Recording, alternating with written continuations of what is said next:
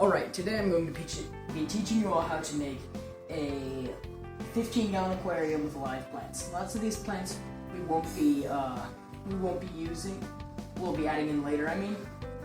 But what I think I'm going to do is cherry barbs and corridors, and we'll do a cool water tank. Or the other option is we'll do a pair of crebensis. Let me know what you think, because you guys' opinion really matters in this. But first thing we're going to want to do is get a small layer of sand in the bottom. Now the challenge with this is, let's see how much I can not spill this entire thing, because my parents watch these videos. Okay, so I have this little cup, and I usually just take a big scoop, dump it in there, and then I'll want to flatten it out. I have a special tool for that. I'll try to find it in here or something. But you can always do it the old-fashioned way with your hands. But this is just some white sand. I've used this with my turtle before. It has a lot of good nutrients that they'll be using. I mean, that the plants will be using. But how good does that look? I just want a very nice layer. In this tank, you probably have trouble seeing it because it's a bit scratched up. But I'll get my camera person to move closer in a minute. If we want to get a closer look. You just want to put a very small layer in the front. Alright, we'll be back in 1 second when this is done. Alright, so the next thing we're going to go on to is our hardscape. I have some of these sandstone, slate type rocks. Here's my big one. So, if you saw one of my previous videos, it was like a trick that every aquascaper should know. If you haven't seen it, I'd recommend going back and watching it. In that video, just gotta be careful not to scratch the glass. I showed how you can use Kinects, the little toys. Oh, no, they aren't here. But you can use them to make up the dimensions of the tank and the height and everything, and then figure out your scape in case you don't want to scratch up your glass. This is already a super old tank, but I'd recommend going back watching that. And one thing is, I saw a trick where if you get some sand on top of your rocks and don't really want to be hold on, let's do it. If you have a little bit and you really want to get that off, just get a straw and you can go.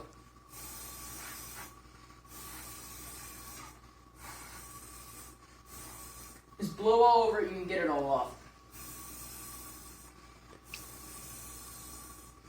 So the truth is, it really doesn't bother me, but if it bothers you, then you could check that out. I'll be back in 1 minute when the rocks are all put in. Alright, I also did put in some driftwood. I'm going to look at it from the top, because like I said, the front's not looking too good. But what I always say with all my tanks, can we actually see it? Sorry, the glare is horrible. But anyway, all the lines are going the same way, and nothing is parallel. It's like, you can see the scape is starting to move towards that corner, and this probably isn't the final form. In fact, I never really have any final forms of my tanks. I just always change them over time, with minor differences. But the next thing is, we're quickly gonna take a couple plant cuttings from here and propagate them into this. But one thing I did want to say, I will be buying some new plants, like definitely some Vallisneria for the back, and maybe some crypts for like right over here or something back there. Yeah, I'll be back once I get all the plants. Alright, this is some Java Fern Windavale. This is some little leaflet bibbas that I got from Luna's tank. But what I'm gonna do to propagate these, you can do this with any size Java Fern, but that's called the rhizome right here. And I'm just gonna go snip. Then I have two different plants. These will take quite a bit to grow to like normal adult Java Fern size, which is around that big. But these guys are just some bibbas from an adult plant, and they're going to go in the 15-gallon. Alright, so I just finished putting all the plants in here. So what all I put in here was some Java Fern. These are the little guys that I was showing you earlier. Some moss. I tried an experiment with some Marimo moss, putting it in here because I want to see if it'll grow not in a ball. Some Anubias, if you've seen any other videos, these are my favorite plants. Gotta restick that guy. More moss. Here's some pennywort to go back here. And I'm like I said earlier, Vallisneria probably, definitely, maybe crypt. And I'll be back in 1 second when I show you the tank filled with water. Alright, now one thing I really would recommend when setting this tank up is a towel. Not only will this help keep away the ravenous bug bladder beast of Troll, but it's really good for cleaning up spills, and if you're an idiot like me, then you probably didn't have one the moment you spilled water. But keep a towel with you. It's pretty crazy. For some reason, I'm one of those people where if I have a towel with me, I won't spill. But the second I don't have one, there's a massive spill. So have a towel with you, and I'm going to show you the final details I did to this tank. Alright, now the next thing you're going to need to do is get some, that I'm doing is get some potting soil, like this stuff, or some root tabs. Now, come over here. So, in here, sorry, these aren't sinking yet. That'll take a minute or two.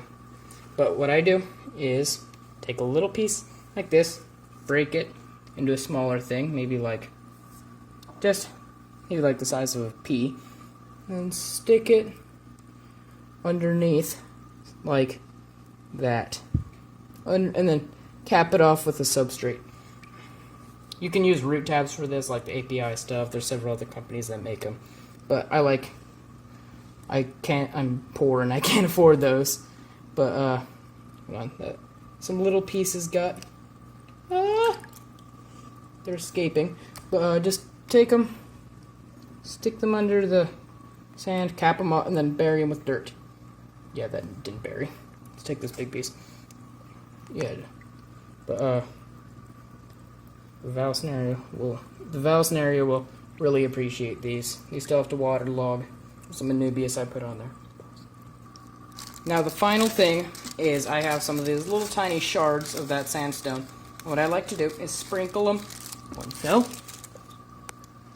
Sorry about that. One fell, and I just got to get these little tiny shards like this. I like to sprinkle them in the foreground because in nature, rocks will break over time. I'm going to go back when I'm done and make this a bit nicer looking. But I just like to have these tiny shards. I have this big one here, but I'll stick it in there, see if it looks nice, and then I'll probably try to break it up. I know somewhere that has some more of these, so we'll probably... Oh, there, someone's friend's house has some of these rock shards. So we'll probably take some from them. But look closely at the foreground. These, there. I can break them up a little, but these are going to look, there's going to time the detail. Yes, I'm definitely going to be getting more. This needs more rock shards in the foreground. Alright, folks, so that's the last bit of the tank.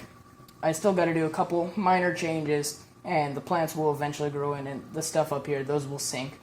And I still got to stock it, but seriously, let me know. Should I do crebensis, like a pair of them, we can breed them to fund other projects, or maybe we can, like my original idea was like 6 or so cherry barbs, and then some cories, like some cool water ones, and we do a really nice tank. I'm kind of leaning towards the cherry barbs, but it depends. The other thing I might do is I have some of these little seed pod things I found. I might throw those in there. Maybe some leaves. But it's gonna look... Oh, the final thing I have is this background. I'm not sure. Let me know what looks better. This is just a very brief thing. This will be straight. The plant side, that looks... Hold on, I'm sorry. Let's make it tight. Plant side, because I definitely don't want this ugly white wall behind it. Or the rock side. Both look pretty good. Hold on. Sorry, that looks not that good because it's not super pulled tight on it. But let me know what you think.